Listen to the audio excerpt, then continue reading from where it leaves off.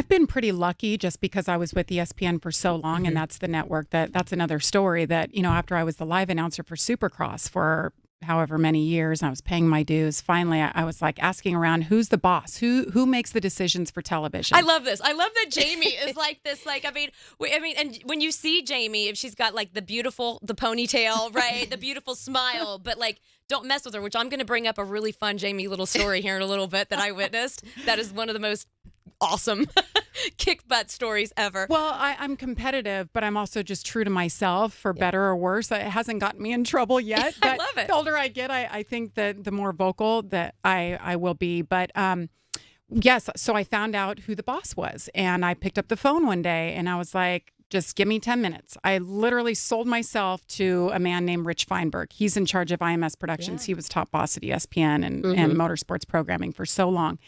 And he was tough. I mean, he was really tough. And he's like, I understand. I know your work. I know what you do. He's like, I'll give you a shot. You've got basically X Games. I'll put you on X Games, see how it goes.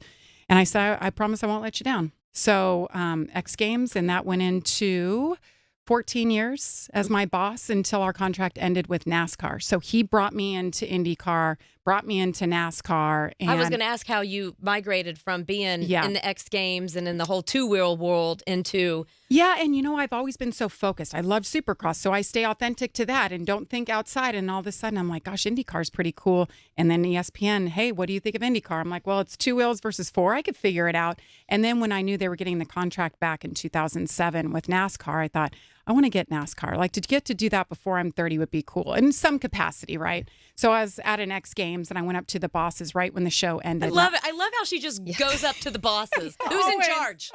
Who's in charge over here? And I said, hey, just so you guys know, I'm sure, well, let me back up. Somebody planted something in my head, Rusty Wallace. Yeah. Rusty Wallace. 2006, he worked with us at ESPN. So he was going to be the voice in the booth for ESPN NASCAR. I remember that. But they made him do IndyCar in 2006, the whole IndyCar season. He was in the booth. That. Oh, yeah. Fantastic. I mean, the stories that year of that guy. We all know how he talks off camera, like him adjusting. But we were at like the year-end celebration in IndyCar, and he said, so Jamie, you're coming with us next year, right? And I was like, no. I was like, Rusty, everybody's calling the bosses. I'm not that person to just pile on and be like, I want to be on there. He said, listen, let me tell you something. Squeaky wheel gets the grease. Mm-hmm. If you don't say something, they don't know. Mm-hmm. So fast forward to X Games. I went up to the boss's office. I said, you guys probably already know who you're going to hire. I just want you to know that I would love to do NASCAR. And I'll leave it there. And I left. They called me 2 months later and said, you're part of the super team. You already were before you said that. You just confirmed how cool. it. So it was meant to be. But I've always put my aspirations out there. And I think the reason why I've never gone to, football or basketball, I was offered those because I love what I do and I didn't want to start over. Yeah.